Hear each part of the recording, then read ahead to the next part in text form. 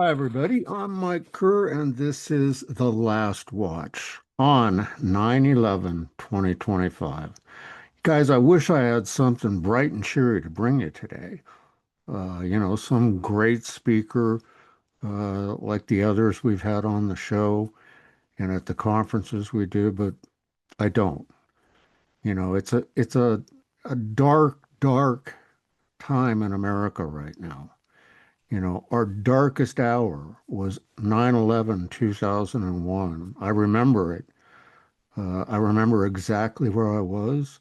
I remember watching the tower crumble. I worked in that tower. I used to eat lunch at the restaurant at the top of the Trade Center, Windows of the World, I think it was called. And I remember thinking, this isn't going to be good. And so 3,000, approximately 3,000 people died that day. And another 3,000 people, approximately, have died since from illnesses that they caught while either helping there or in the building or whatever. It's horrid. It's like it changed America. I mean, and I know, that you can throw all your conspiracy theories at me about that day, and I've studied them all. But the bottom line is nearly 3,000 people died that day. And we forget that because we're so wrapped up in all the garbage that goes along with it. And I don't know what it is about September 11th, but let's also not forget that we lost some very good men in Benghazi on 9/11, 2012. We can thank Hillary Clinton for that one, but they're dead. So who cares what went on? We get into all these theories. You take World War II, December 7th, Pearl Harbor, and there's lots of conspiracy theories about that. But there's still a lot of people that died that day that didn't go home to their families. The young guys didn't go home to their mom and dad, their brothers, sisters. That's reality. Yesterday was just a dark day. It's another one of those days where none of us will ever forget where we were when Charlie Kirk was assassinated. It just, you can't forget that stuff. And that it's a sign of the darkness that we have right now in America and the darkness ahead. Charlie Kirk was he was a self-made guy. He didn't go to college.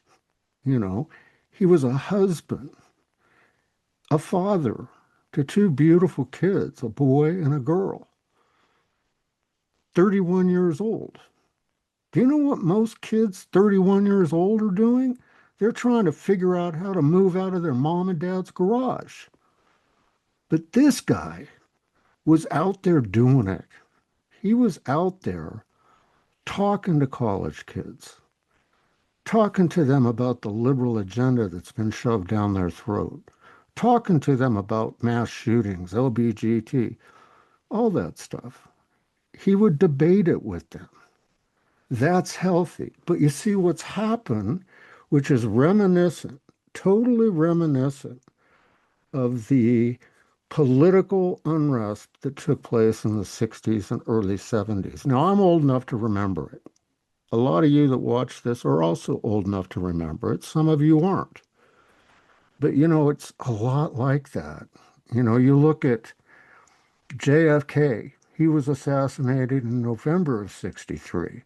Martin Luther King in April of 68. Bobby Kennedy 2 months later in June of 68. Why? Because of their political beliefs. And we have a cancer in America where we feel that violence is what we pick up and use when someone doesn't agree with us politically. Now there's all kinds of stuff circulating out there about Charlie Kirk and the assassination. But I got to go back to tell you again, forget about that stuff And remember, this was a 31-year-old young man that stood for America. He was an American assassinated for his political beliefs. Now, I don't care what his political beliefs are. I happen to agree with him, but I really don't care.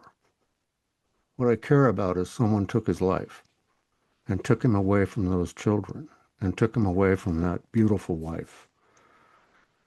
Well, aren't we better than that in America, guys? I mean, come on. And I've had people ask me, where's God in all this? I don't really have an answer for you. It's a question we all ask when something tragic happens. But I do know God always has a plan and will carry us through. But we have to do the work. We have to affect a change. We're the ones that make a difference now. We have to carry on for Charlie Kirk. It's the only thing we can do to honor him.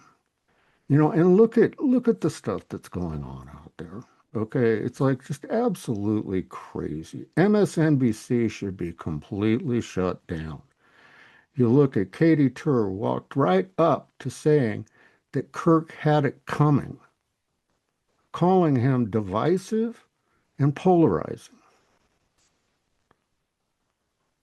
Where does she have the right to say that? And thank goodness they fired Matthew Dowd, their liberal elite, a fixture of the established Democrats and media, with the temerity to call Kirk's followers reckless and dumb enough to shoot their own hero out of misguided excitement, saying further that he suggested that Kirk may have been accidentally shot by his redneck followers. I got to go back. This is a 31-year-old young man with two beautiful kids and a wife. Yet some old, like me, jerk, liberal, puke says something like that on national TV. Just shut down MNSBC, whatever the crap station is that they call it. Just shut it down. You know, I think what Charlie Kirk tried to do was he wanted to converse and connect with all of our opponents to the conservative agenda, the Make America Great Again agenda. He was willing to debate them in a healthy debate. But now he's dead for those thoughts and for wanting to take that approach with young people on college campuses. And who's to blame for all that? Who's to blame for it is the liberal agenda out there in the schools, number one. And number two, all of us, because we didn't teach our children well, did we? That they think it's okay to resort to violence. Now, there's all this craziness about they found the shooter, they didn't find the shooter, they found the gun, it's got on the casings in the gun, there's like inscriptions. And, now just wait. They're going to come out, and some are going to say he was a liberal, some are going to say he was gay, some are going to say he was straight, some are going to say he was a Trump supporter. It's coming. It's going to be there. But again, it's a young man, 31 years old, with two kids and a beautiful wife that's not going home to them. He's flying home in Air Force Two in a casket. Let that sink in. You know, it's it's you know it's crazy times we live in, you guys. You know, and it's time for you to have faith. I know it's hard right now. It's very difficult to have faith when you're faced with adversity like this, but that's when faith shines. It's all good in life when the checks are all coming in signed by God. But when they're not, And that's when faith comes in, you know. And we have a country right now that's torn apart, absolutely torn apart. But I want you guys to get a grip. Really, just get a grip, man. As Jamie Walden would say, suck it up, buttercup. You know, I mean, you have a duty to do what's right. And I'm telling you right now, if somebody doesn't share the beliefs that you believe, oh well, you don't have to hang out with them. You don't have to talk with them. Matter of fact, on Facebook, you can just make them disappear. But you certainly don't have to resort to violence. And now, here it comes. All the people saying that we need further gun control, they're going to come out in droves.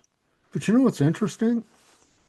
A lot of the stuff that's happened has happened in either a Democrat run city or by a Democrat. Maybe there should be gun control for Democrats. You know, I mean, uh, what a heinous thing that happened in Charlotte, where this young girl was murdered on a bus by some nutcase. And the people on the bus took pictures. They didn't help in a city that's siding with the murderer, where the media didn't want to report on it because I guess they didn't think it was important. This girl came from the Ukraine, man. She survived horrendous conditions, only to just be sitting on a bus, scrolling through her phone, to have some creep come up behind her and stab her with grown men sitting all around that did nothing. That's how evil flourishes, when good men do nothing. So I encourage all of you to take some time right now and think about what it means to be an American. We're better than this. And you know what? In the immortal words of Charlie Kirk, if you don't agree with that, prove me wrong. So that's going to wrap for today. I hope tomorrow to have something that maybe can lift us up. I know it here at the Watchmen, we've got a huge announcement coming out in the next few days, and hopefully that'll warm your hearts. But come on, guys, let's stand up and be Americans together, not Democrats, not Republicans, not liberals, not conservatives. Let's just be Americans. That's how we'll make America great again. So God bless each and every one of you. I will see you next time here at The Last Watch.